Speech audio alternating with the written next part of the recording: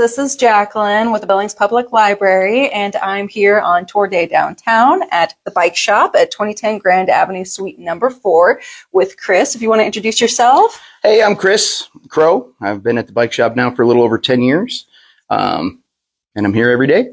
Awesome. So we're going to learn a little bit more about the bike shop. What do you wish everyone in Billings knew about your entity? You know, we're kind of an everybody shop. We're not focused on if you have a $3,000 bike, you can have a $3 bike up to as much as you want to spend, and we're here to help you out. We're a pretty family-oriented store. Yeah. So, you know, you need something for the kids, you need something for dad, mom, whatever it is, come on in, we'll help you out. You don't have to ride $10,000 bikes to have help here. So we're pretty open to everybody. Great. What kind of things are offered here at the bike shop? You know, we do service. We sell bikes. We trade in some bikes. Not really do that anymore. Okay. But just mainly service and getting you on bikes you want to ride. Wonderful. Can you tell us about a favorite customer or patron encounter?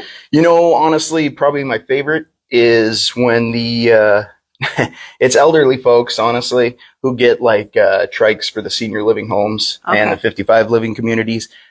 They love to ride those trikes. And what's fun is when I get to deliver them and get to see them ride a bike for the first time in 35, 40 years. Yeah. And it's great to see the smile on their face and just help them out, honestly. And they love it. And it's a good time to see. That's it's a good time to do. Yeah, and I forgot to mention, you guys help service our bike. So at the library, and that was one of the reasons for our stops. You're not downtown, but we want to kind of give a check in with you guys. So do you have a fond memory of the library? You know, honestly, like I was telling you earlier, me and my son are at those lockers up there in the Heights all the time. And we go to the library quite frequently on my days off, Sundays and Mondays, or Mondays.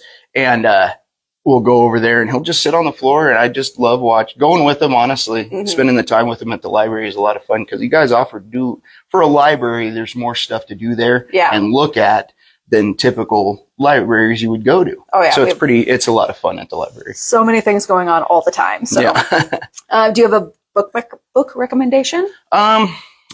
So again, going back to my son, because he's the one that gets all the books, and when I'm seeing him read the field guide. So this is going to sound weird. It's not really a book, but it's a field guide to cows. Oh. And it helps you describe. It's descriptive about what kind of cows you see out, around, and what kind of type they are. And it gives a breakdown of how to take care of them all and all that stuff. It's just really informative and it's fun for kids. Yeah, for sure. So something like that to check out if you got kids. I love that. Or if you're into cows. Yeah, or if you're into cows, that's right. What's your favorite stop in the downtown area? For nighttime, I always liked the Crystal for its karaoke, but during the daytime, any of those little lunch spots are awesome. The little Mediterranean place downtown. Yeah. There's Mediterranean Soul? Yeah. I think, yep. That place is really good. And it's just cool little mom and pop shops down there, boutique shops. A lot of fun just to go down there and go shop, honestly. But I think the lunches and everything down there are a lot of fun to go. Well, we're going to give a little quick tour right here. If you want to tell us anything, let me turn this around. So we got kids' bikes typically. And I was telling, it is towards the end of the season, so we're emptying out pretty good, which is nice. But kids' bikes, a lot of repair, electrical bikes, ones that are already sold. This here's a Transition Spire. Very nice bike there. But we have hardtail mountain bikes. We do a lot of service. We have all accessories, tires, tools, basically anything you need to work on the bike or whatever you're doing, just come on down. We'll get you set up. Wonderful.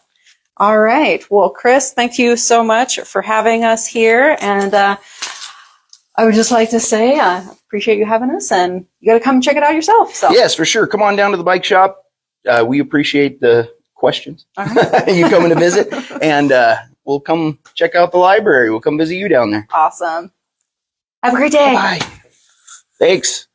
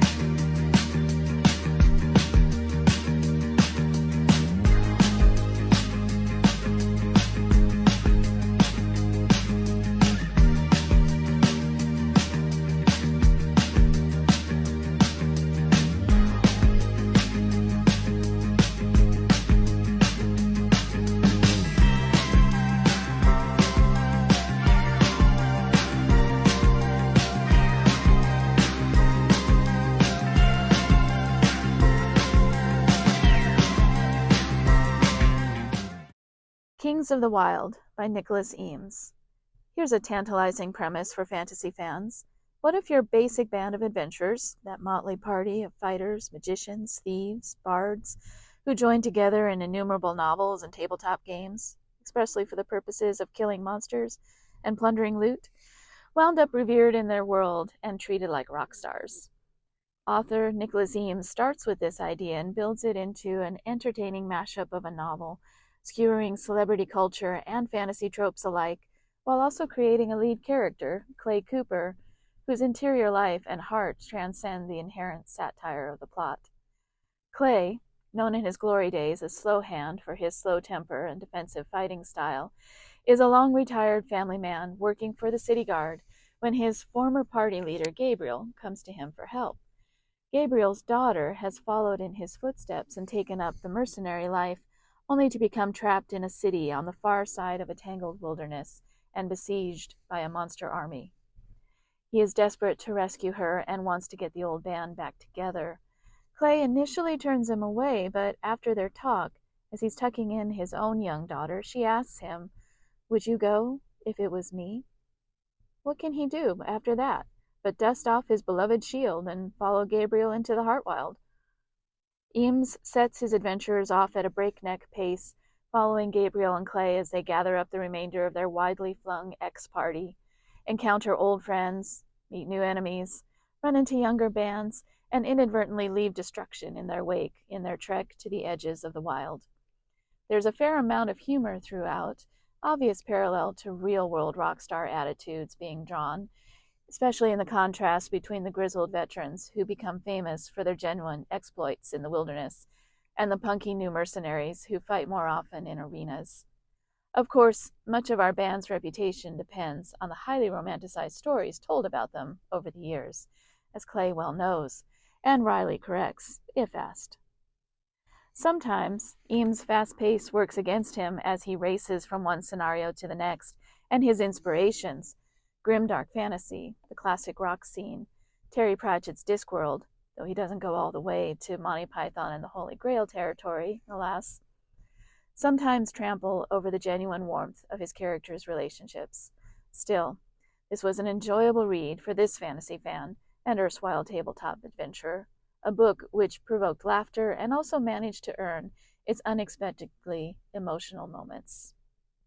This book, if you reserve it, keep in mind that there is also a sequel called Bloody Rose, which follows the subsequent adventures of Gabriel's daughter.